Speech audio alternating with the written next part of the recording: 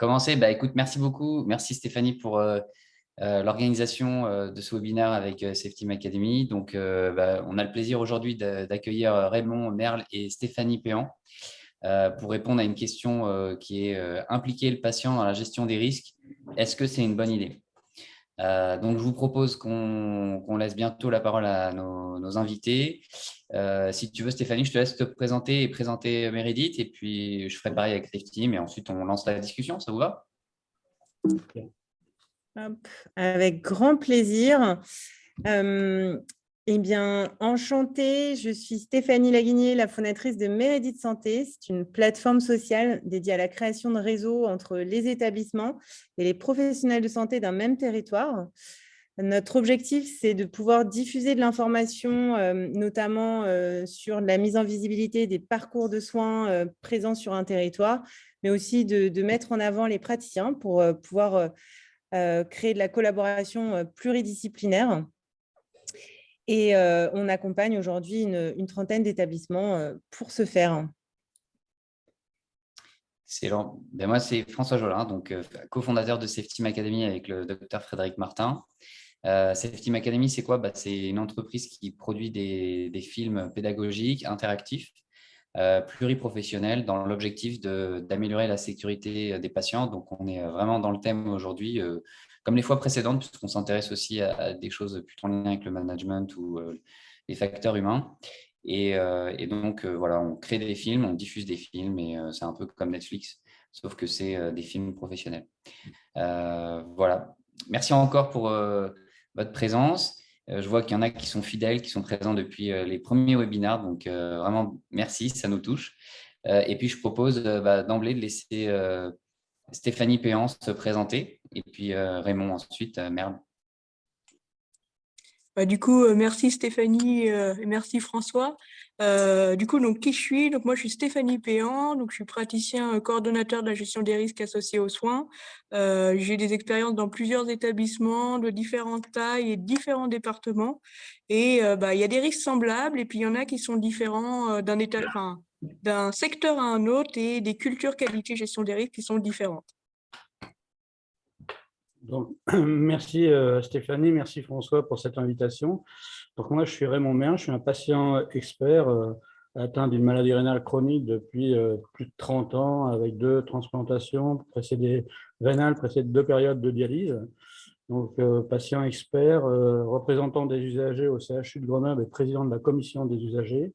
Je suis docteur en sciences de l'éducation et directeur du département universitaire des patients qui vient d'être créé en décembre 2020. Merci à tous les deux. Donc, pour le sujet impliquer le patient dans la gestion des risques, donc on trouvait ça, merci d'avoir répondu présent à nos invitations, parce qu'on trouvait ça génial d'avoir le point de vue d'un patient expert, mais également le point de vue d'un professionnel de santé dans un établissement. Donc merci d'avoir accepté. Pour parler au mieux de la gestion des risques et de l'implication du patient, on a décidé de répartir cette grande question en 3 parties. Donc déjà, avoir des exemples d'événements indésirables et des discussions donc, entre praticiens gestionnaires des risques et patients experts. Ensuite, quel est le degré de transparence dans la communication avec le patient? Et enfin, on terminera par l'erreur étant humaine, comment fiabiliser les pratiques. Donc voilà, je vous laisse… hop. Effectivement, je n'avais pas vu qu'il y avait les slides. Oups.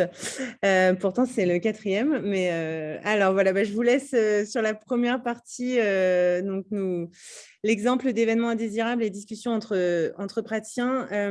Stéphanie, je pense que c'est toi qui introduisais. Exactement. Alors, du coup, certes, on sait que des événements indésirables, il y en a, la plupart des prises en charge se passent correctement, mais il peut y avoir des événements indésirables. Et puis, les erreurs, c'est une des 10 causes principales de mortalité. Et finalement, dans les causes profondes, c'est souvent multifactoriel et ça concerne aussi bien les professionnels, les patients et surtout les facteurs humains et organisationnels. Donc, communication, travail en équipe, biais cognitif, qui fait quoi, la culture, etc. Mais en fait, au lieu de faire un gros topo, le but, c'est de parler de cas concrets. Donc, c'est des événements indésirables qui se sont produits réellement. Donc, je dirais pas lesquels établissements, c'est pas ça le but. De toute façon, ils peuvent arriver n'importe où.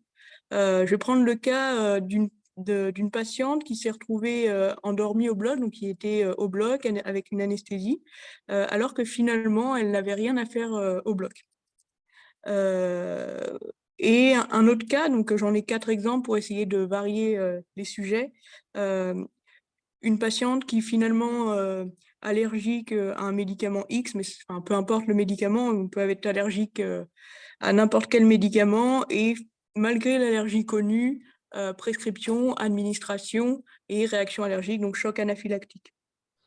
Si on prend le lien ville-hôpital, puisque ça arrive aussi aux interfaces et pas qu'à l'hôpital, par exemple, un patient qui sortait d'une hospitalisation en MCO et qui finalement se retrouve à domicile avec des aides à domicile et finalement il se retrouve sans ses traitements, sans prendre ses traitements pendant quelques jours et il est réhospitalisé aux urgences. Un autre cas qui pourrait parler aussi à d'autres, c'est le SAMU, donc aussi le lien avec la ville. Finalement, un proche qui appelle pour sa compagne, et finalement, que ça soit SAMU ou que ça soit la personne qui appelle, finalement, jamais il y a eu échange avec la patiente concernée qui était en état de parler. Et en plus, il n'y avait pas de télérégulation ou de vision avec l'image, donc c'est que sonore et en fonction des questions qui sont posées. Et il y a eu une sous-estimation finalement du degré de gravité. Voilà. Et en fait, qu'est-ce qui ressort dans ces événements indésirables? Donc j'en ai pris 4, mais j'aurais pu en prendre plein d'autres. C'est que finalement, dans les causes profondes, il y en a plusieurs, mais il y a 2 points principaux, c'est les facteurs humains et organisationnels. Je suis tombée dans le bain, notamment avec François Jolin sur les facteurs humains et organisationnels, la communication, notamment, sur tout ce point-là. Et puis, finalement, patients, proches, aidants, co-acteurs, associations ou pas, implication, éducation, acculturation, etc. Et donc, du coup, pour ça, je vais laisser réagir Raymond, suite à ces exemples d'événements indésirables qui sont réels. Merci Stéphanie. Avant de répondre à la question, pour comprendre la réponse à la question, j'aimerais revenir sur un petit peu le patient, son étymologie, son origine. Le patient, il est, d'après la littérature latine, c'est un patior, c'est celui qui souffre, celui qui endure. Il a même une notion de soumission. Alors, quand on regarde la littérature, dire qu'un patient devient acteur est un non-sens étymologique. Donc, on va essayer de vous montrer que nous, on ne voit pas tout à fait les choses comme ça. Mais ça veut dire que quand on part de là et quand on arrive, malheureusement, à la maladie chronique, qu'est-ce qui se passe réellement? On est dans une période de sidération complète. On va nous annoncer un diagnostic difficile dans des conditions qui sont des fois plus ou moins adaptées, on va dire, pour faire court. Et on a cette période de sidération. Ensuite, on est dans une période, dans une descente quasiment aux enfers, où on perd, on a son état de santé qui se dégrade, on est dans une situation, on perd les proches, la famille, des choses comme ça, et puis on est dans le sentiment que les anglo-saxons appellent le powerlessness, c'est-à-dire le sentiment d'impuissance. Arrivé à ce stade-là, on ne maîtrise plus rien. Donc cette descente se continue jusqu'au moment où elle va se stabiliser, et c'est à ce moment-là qu'on prend conscience de notre situation et qu'on peut vivre, prendre la conscience de vivre avec la maladie. On sait que maintenant la maladie est là, elle va nous tenir, c'est une maladie chronique, donc c'est toute sa vie. La question, c'est qu'est-ce qu'on fait avec? Et une fois qu'on est dans cette phase-là, on s'engage vers ce que les anglo-saxons appellent l'empowerment, c'est-à-dire le pouvoir d'agir. Et ensuite, on est dans une période de reconstruction. Et là, à la limite, j'ai envie de dire qu'on n'a plus de limites. Les seules limites, c'est les limites qu'on va se créer, sachant qu'on va vivre avec cette maladie. Et on progresse, on évolue et on va vers le rétablissement. Une fois qu'on est dans cette phase-là, on est tout simplement dans la période où on peut s'engager vers des nouveaux dispositifs, vers des relations avec les professionnels. On peut s'engager aussi auprès des établissements dans le cadre de la représentation des usagers et d'autres situations. C'est comme ça qu'on avance. Et à ce moment-là, une fois qu'on s'est engagé, on peut communiquer, collaborer, co-construire des projets avec les professionnels, avec les instances, avec les institutions. Et c'est comme ça qu'on peut travailler. Donc, pour répondre à la question, je crois que la meilleure relation qu'on puisse avoir, c'est une relation collaborative. On est actuellement dans un changement de paradigme par la collaboration. Ça implique un changement de posture pour les soignants et aussi un changement de posture pour les patients. C'est-à-dire qu'on n'est plus dans la soumission, on est capable de se mettre autour de la table et d'avancer ensemble. Donc, tous les sujets qui vont être traités, je pense à la gestion des risques, à d'autres situations, les médiations et tout, et c'est à ce moment-là qu'on peut intervenir. Et l'idée, c'est de se mettre vraiment autour de la table et tout le monde peut s'exprimer à ce moment-là. Et on est vraiment dans un esprit collaboratif. Je pense que c'est ça qui va permettre de pouvoir travailler ensemble et d'impliquer le patient dans la gestion des risques notamment.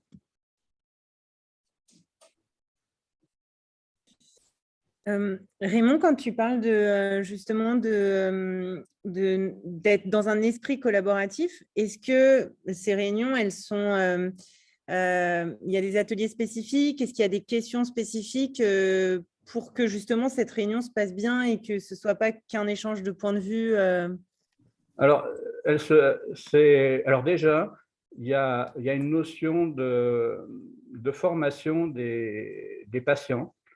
Au même titre, si je prends l'exemple de l'éducation thérapeutique, au même titre que la formation est obligatoire pour les soignants, elle est aussi obligatoire pour les patients pour évoluer dans l'éducation thérapeutique, quel que soit le niveau, que ce soit la construction de programmes, des programmes ou autres.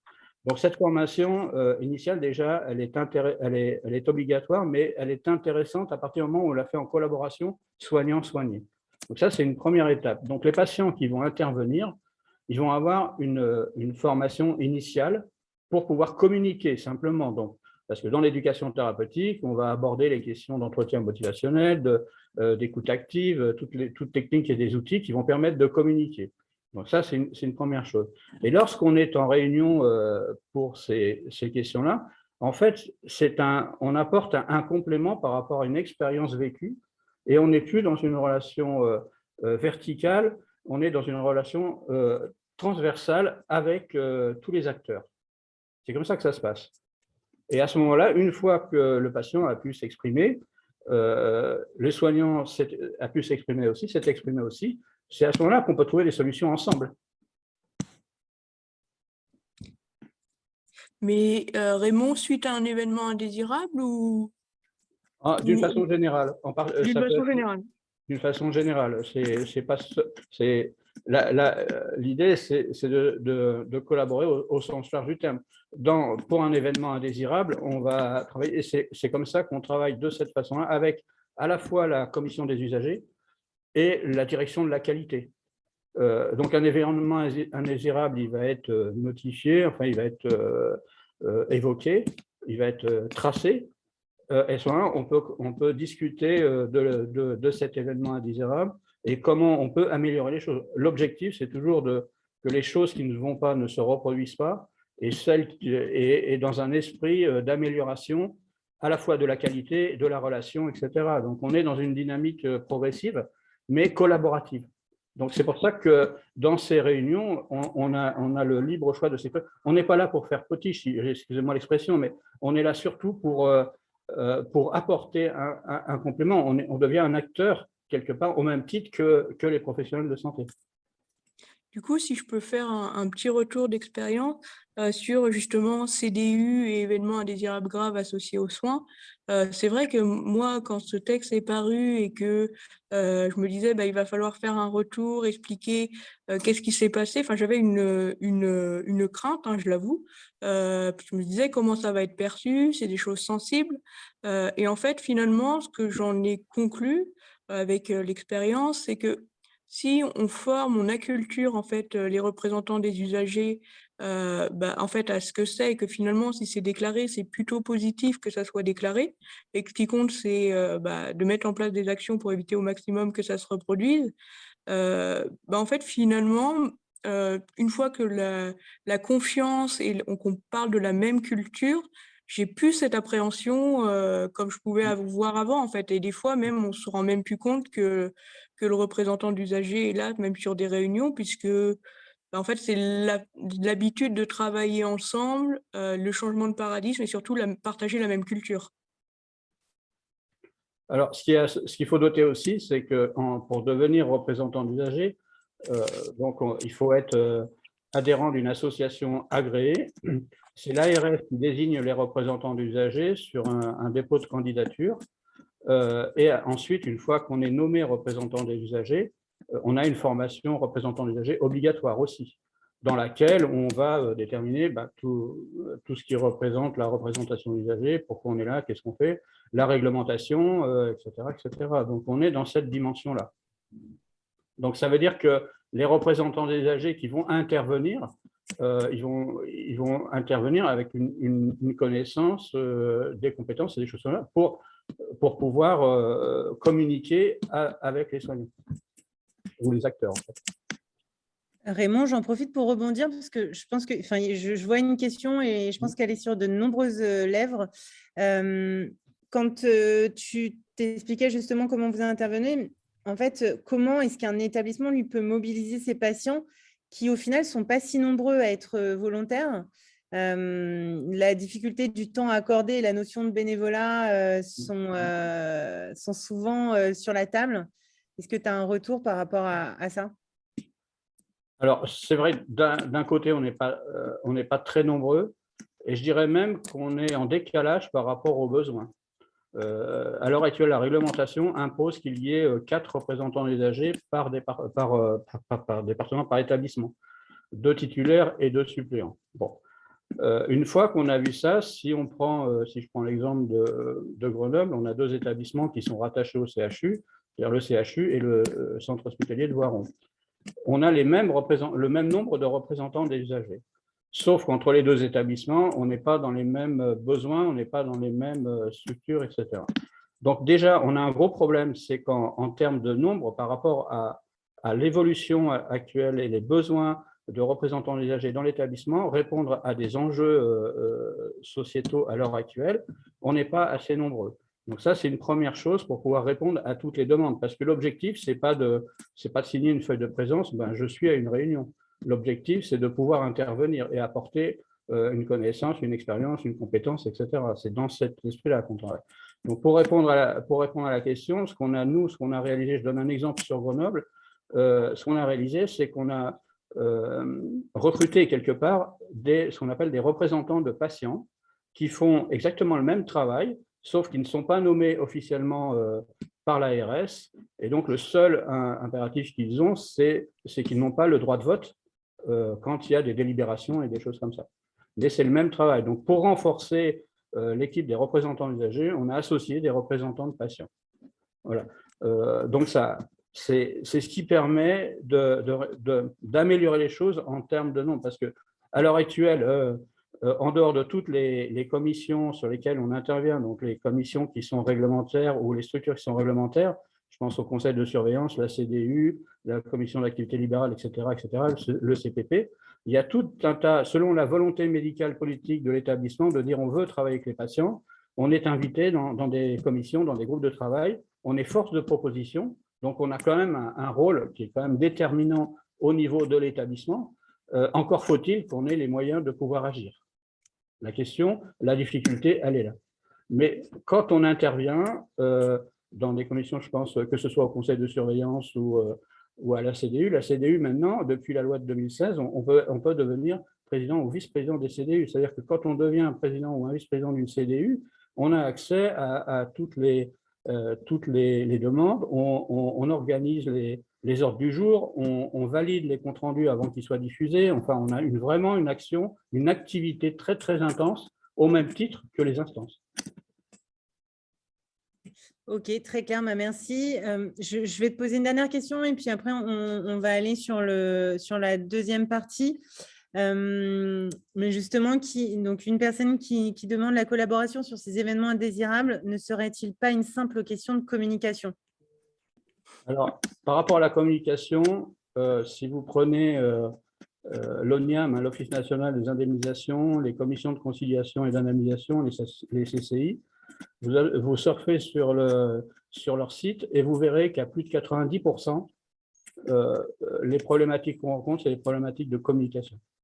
Soit une perte de confiance, soit une communication qui ne s'est pas établie, soit une communication qui est en rupture, quelles qu'en soient les origines.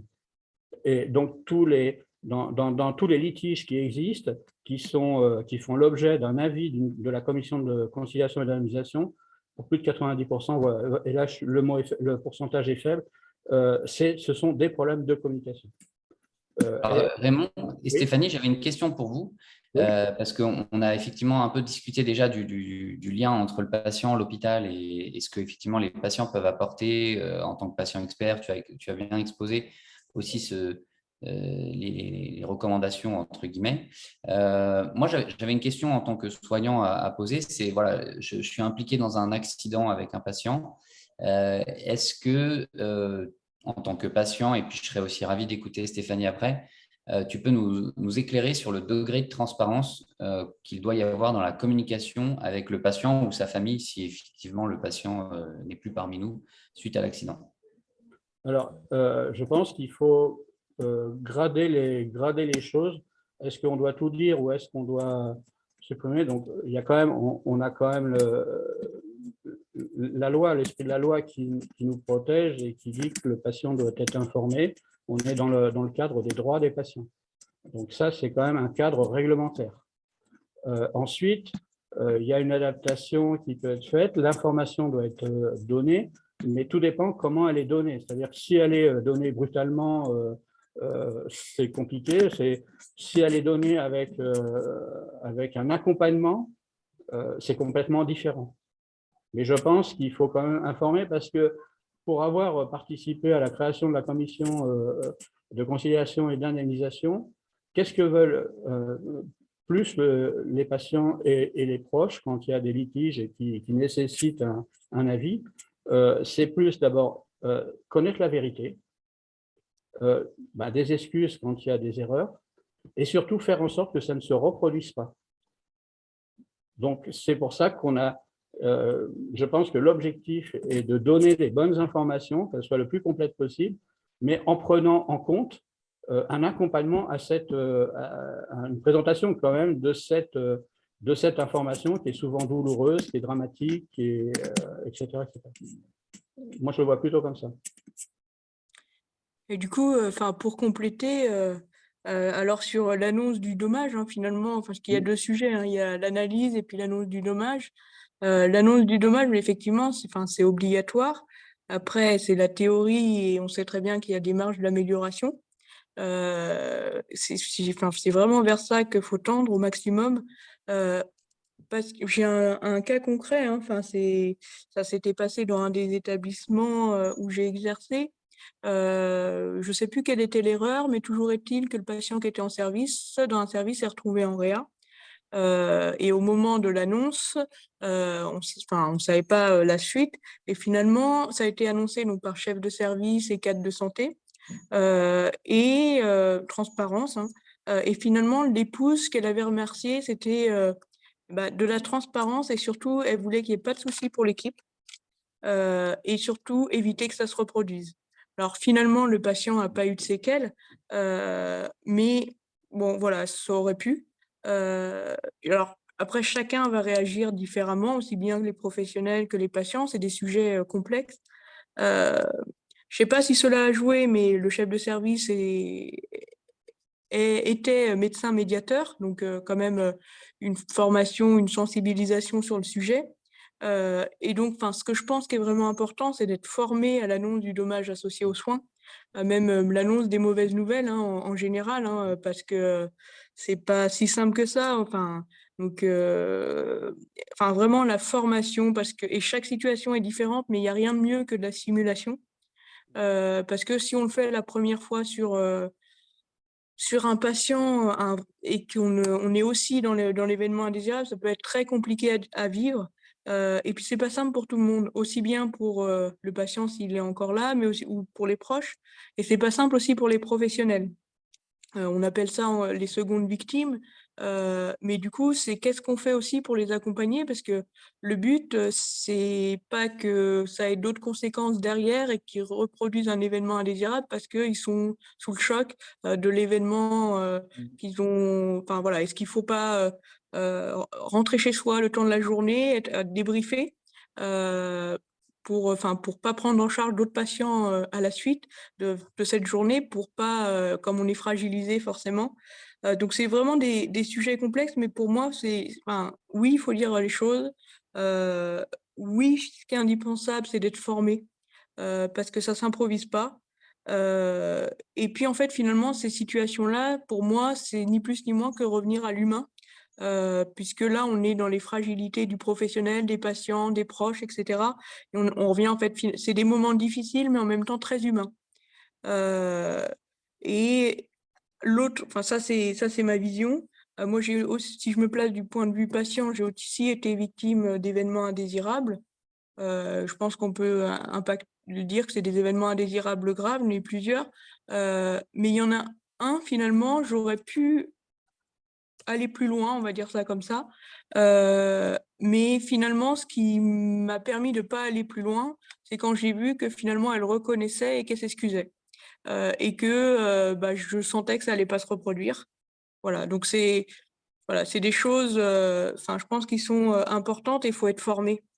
Après, si on rebondit, parce qu'il y a le temps aussi de l'analyse, je sais qu'il y a des éternels sujets de débat, c'est est-ce qu'on implique ou pas le patient dans une réunion d'analyse des causes.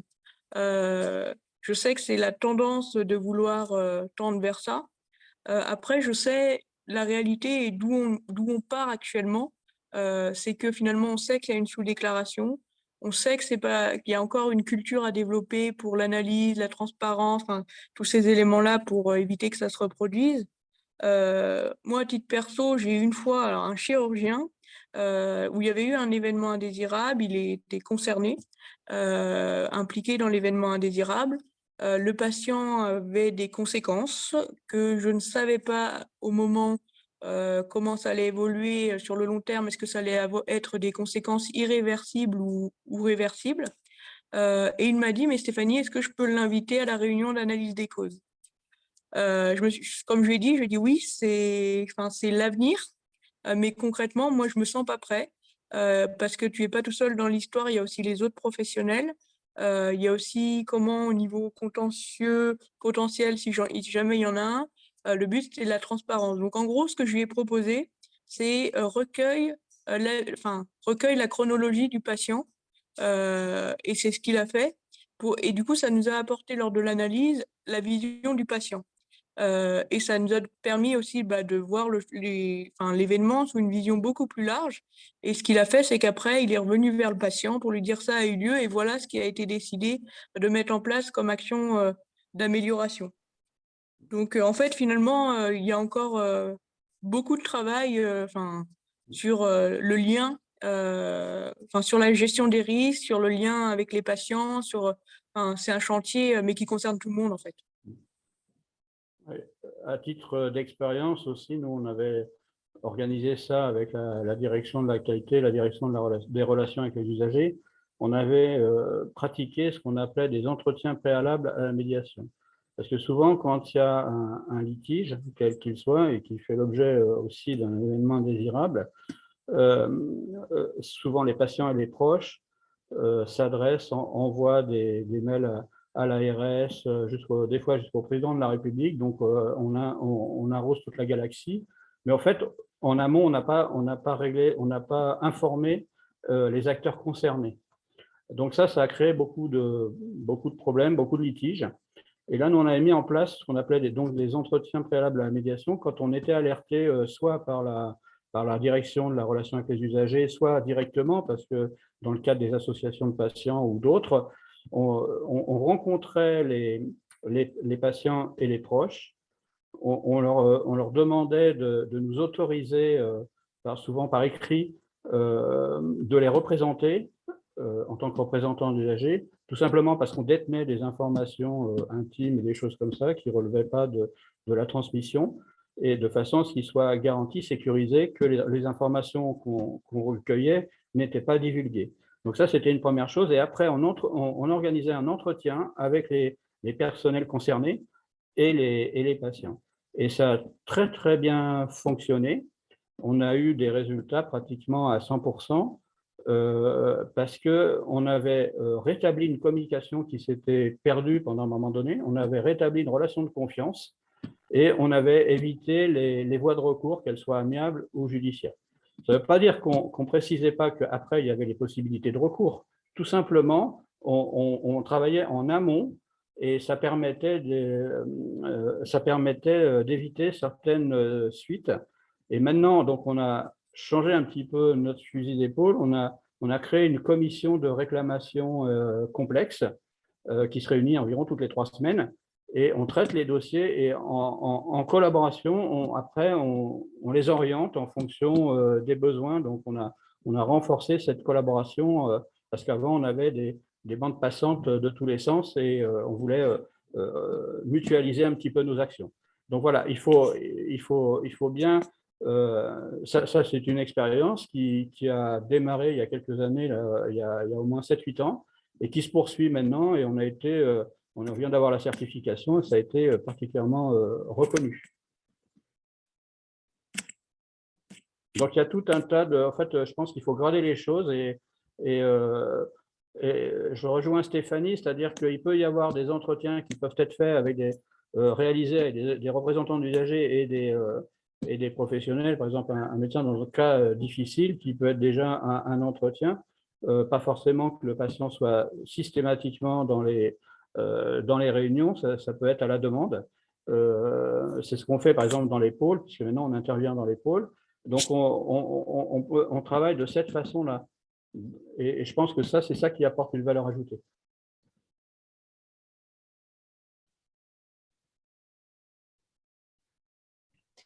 C'est extrêmement intéressant. Il y a une remarque qui est faite et je pense qu'effectivement, ce serait intéressant peut-être d'approfondir. La remarque qui est faite, c'est de dissocier finalement les réunions qui relèvent de la gestion des plaintes ou d'événements indésirables graves associés aux soins et les réunions où les patients pourraient être impliqués dans l'organisation et la prévention. Donc, c'est-à-dire plutôt sur une partie préventive. Oui,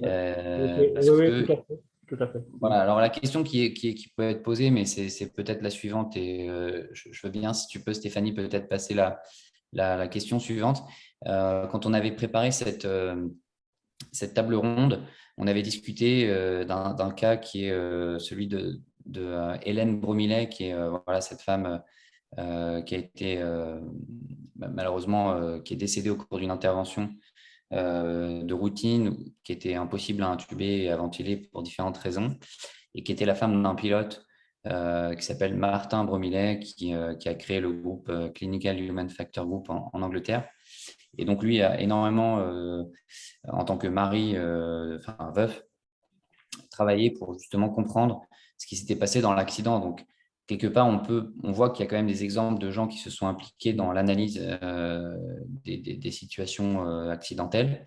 Je me tourne là vers Stéphanie, et puis je serais évidemment intéressé, Raymond, aussi d'avoir votre point de vue en tant que patient. Comment on peut fiabiliser nos pratiques dans cette dimension-là, et est-ce qu'on peut éventuellement, Stéphanie, repartir un peu de Martin Bromilet, si tu veux? Du coup, finalement… c'est vrai qu'on entend beaucoup de choses sur l'aéronautique. C'est le constat que faisait Martin Bromilet sur finalement il y avait des choses qui étaient en place dans l'aéronautique et que finalement c'était pas retrouvé dans le cas pour sa femme et dans la santé en général. Et en fait, il y a pas mal de choses. La plupart, ça coûte rien. En fait, c'est une histoire de culture, de formation. Ça coûte rien et ça prend pas de temps en fait. Même ça en fait probablement gagner, puisque derrière, si ça évite des événements indésirables et si ça permet d'être plus efficient et si ça sauve des vies et si ça aussi les professionnels de santé du coup en termes de seconde victime, si du coup ils continuent leur métier, s'il y a pas moins d'arrêts, tout ça. Je pense que qualité de vie au travail.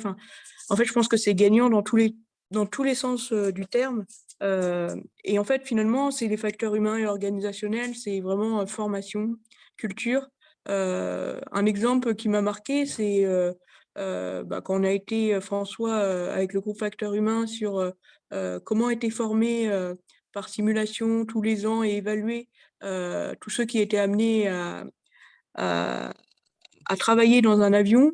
Finalement, quand on leur parlait de la formation aux urgences, enfin, prise en charge d'une urgence vitale, quand on leur racontait comment nous ça se passait, eux finalement, de ce que j'ai compris, ils ne peuvent pas voler si ils n'ont pas fait ça. Si on fait le parallèle avec la santé, on voit bien en fait tout le chemin qui reste à parcourir, alors que c'est la santé quand même.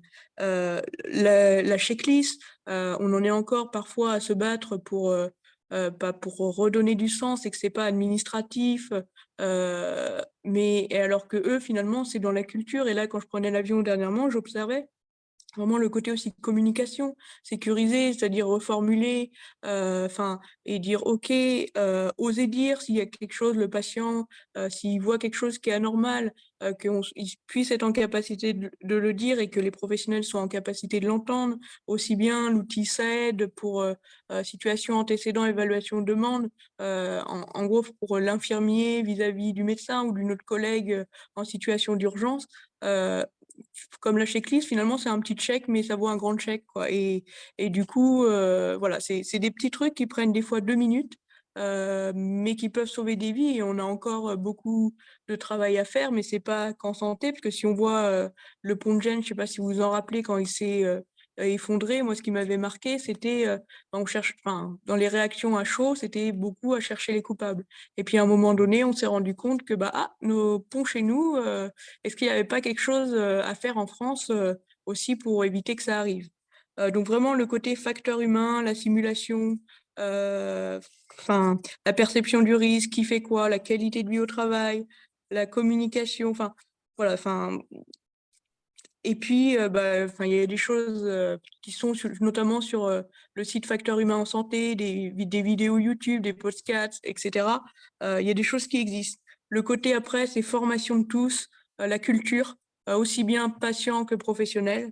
La culture, sécurité, je reboucle, hein. Le retour d'expérience, est-ce que, enfin, diffuser plus, quoi. Nous, par exemple, on a mis en place dans la revue qualité-gestion des risques un point retour d'expérience systématique. Voilà, faut que ça devienne une habitude. Et puis la formation, ça commence dès la base. Par exemple, là, on l'a fait au niveau de l'école des aides-soignants et faire le lien dès le début. Est-ce que chez les médecins, il y a encore beaucoup de travail au niveau des directions, des managers, etc. Vraiment, dès le début, la formation initiale. Et l'autre volet que je dirais, c'est vraiment le lien, donc du coup, patient, associer le patient, donc partenariat patient, et prise en compte de l'expérience patient et professionnelle. Et l'autre chose, alors je sais que Raymond va peut-être rebondir, c'est sur le patient ou le proche coacteur s'il est en capacité.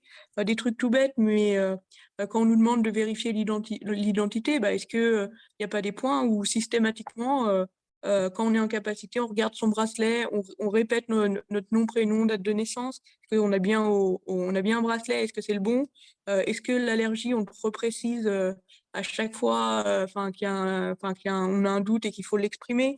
Les résultats des examens de labo ou d'imagerie, est-ce que finalement en disant on n'a pas eu souvent c'est si je vous rappelle pas, c'est qu'il n'y a pas de souci.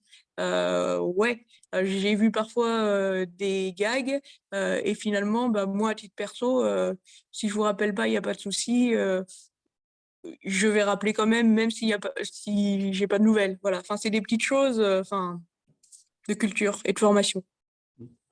Justement, pour la formation, ce que je peux vous dire, c'est qu'il y a déjà pas mal de structures qui se sont emparées de la formation des patients, des aidants, en direction des étudiants, des professionnels. Je pense aux universités des patients, Paris, Marseille, le centre d'innovation et sur le partenariat patient à Nice.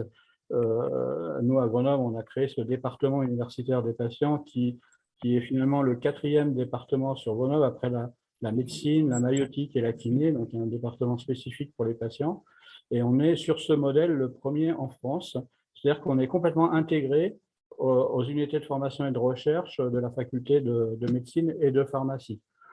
L'intérêt d'être intégré dans l'université, ça nous donne la possibilité donc, de co-construire des formations, de les dispenser, de les évaluer, de faire le suivi, d'accompagner les étudiants, je pense sur leur mémoire de fin d'études ou les thèses.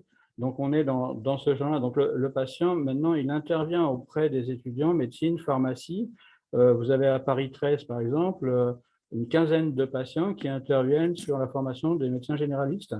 Là, nous, on a une quinzaine aussi de patients qui interviennent dans les formations et 7 patients qui interviennent dans la recherche. Voilà, il y a maintenant pas mal d'acteurs qui s'intéressent à la formation, qui se sont emparés de la formation, mais aussi bien pour les patients, les aidants et les étudiants et les professionnels de santé. Il faut aller vers les étudiants. À titre d'exemple, à l'initiative de l'Institut de formation des professionnels de santé et de l'UTEP, l'unité transversale d'éducation pour le patient à Grenoble, en collaboration avec notre département, on a formé aux 40 heures 300 étudiants interfilières, infirmières, pharmaciens et kinés. Donc, ça veut dire que les étudiants vont avoir dans leur cursus les 40 heures ETP. L'objectif, ce n'est pas d'attendre qu'ils soient professionnels pour se former à l'ETP, mais surtout d'être acculturés à l'ETP dès leur cursus. Et je pense qu'après, sur ce que disait Stéphanie sur la relation et tout, c'est une amélioration de la relation. Et d'ailleurs, en ce moment, on est en train de travailler sur un projet de recherche sur l'amélioration de la relation soignant-soigné, en prenant en compte prioritairement la qualité de vie au travail pour les professionnels de santé, justement pour bien comprendre quelles sont les difficultés, les enjeux, etc. Donc, en fait, on est dans un système avec des grandes avancées. Tout le monde n'avance pas au mètre rythme, mais si on regarde, si on pose sur la table, si on fait un état des lieux, aujourd'hui, on a les techniques médicales, chirurgicales qui avancent à la prise en charge des patients, la prise en compte des patients qui avancent à grands pas. On a la réglementation qui s'adapte au rythme de ces avancées et qui dicte des règles d'application. Et on a les patients qui évoluent, qui passent. Donc, d'un côté, vous avez la représentation des usagers, tous au champ, et vous avez tout ce que fait le patient à côté, dans l'environnement, dans l'écosystème du système de santé, et qui arrive maintenant à être ressources, partenaires, enseignants, chercheurs, voire experts. Et on est vraiment dans cette dimension-là. Donc, on a un chemin à 3 branches qui évolue régulièrement. Tout le monde n'avance pas au même rythme, mais là, je pense que la stratégie est posée. Et là, justement, on est en train de réfléchir à la refonte du système de santé pour intégrer toutes ces dimensions. Pour terminer, un petit rappel, la loi qui a formalisé la démocratie sanitaire et qui a exprimé les droits des patients dans l'évolution du système de santé, c'est la loi du 4 mars 2002. On est presque 20 ans après, en juillet 2020, lorsque la Haute Autorité de Santé établit une recommandation pour soutenir et encourager l'engagement des usagers dans les secteurs sanitaires, sociaux et médico-sociaux. Donc, vous voyez, il a fallu quand même presque 20 ans. Donc, c'est un peu long, mais on y arrive et je crois que c'est la volonté de tous qui permettra d'arriver à l'amélioration et surtout la refonte du système de santé. Merci beaucoup. D'ailleurs, on a une personne qui nous donne aussi son partage d'expérience. N'hésitez pas à le faire parce que les webinaires qu'on a créés sont vraiment là pour ne pas forcément… Enfin, là, il y a des clés, mais le but, c'est aussi de partager votre propre expérience et qu'on puisse trouver ensemble les meilleures réponses possibles à ces questions. On a une personne du coup qui nous confirme effectivement, Stéphanie, ce que tu disais. Eux ont utilisé la grille SAED. SAED. SAED, oui, pardon. C'est l'outil SAED de communication. Il y a un autre acronyme juste derrière, donc je pense que suite à une… je vais l'articuler, je serai moins idiote comme ça. Suite à une REMED. Et du coup, ça leur a été bien utile. Et du coup, ils ont inclus la représentante des usagers à cette réunion. Ils ont choisi une presque-erreur. Et cela a montré le patient acteur de son traitement. Le patient avait eu auparavant toutes les informations sur sa prise en charge et a pu récupérer d'une erreur médicamenteuse. Il y a une dernière expérience qui est, enfin une expérience qui est remarquable, c'est la CPTS du Grand Douai, pardon, qui a créé une communauté de patients. Donc justement pour travailler en collaboration, et ça c'est remarquable. Je vous invite à regarder la vidéo qui explique tout ça, qui fait une 50aine de minutes, et vraiment c'est vraiment une expérience remarquable. Donc de plus en plus, il y aura des expériences comme ça. Et pour la refonte du système de santé, je vous invite à surfer sur le site Institut Santé et vous verrez un petit peu tout ce qui est proposé. Et du coup, pour l'expérience patient, ou la qualité gestion des risques, il y a une vidéo pour moi qui résume ce pourquoi finalement j'en suis arrivée, je pense, qui colle avec le sens de mon métier et de mon d'intérêt pour la qualité gestion des risques. C'est l'expérience patient du CHU alors j'ai pas un très bon accent, de Sherbrooke. Donc c'est au Canada et en fait si vous la tapez sur Google, vous trouverez très simplement, c'est sur YouTube.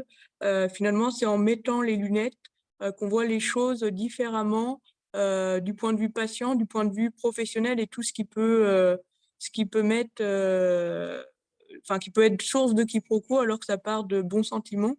Et finalement pour répondre à la question de départ,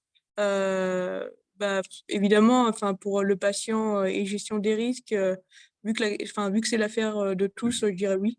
Par contre, il y a encore du travail parce que c'est des variables d'un établissement à un autre, c'est variable d'une culture à un autre, c'est d'une formation à un autre. Et donc, il faut qu'il y ait des bonnes conditions qui soient réunies pour que ça fonctionne. Voilà, de mon point de vue.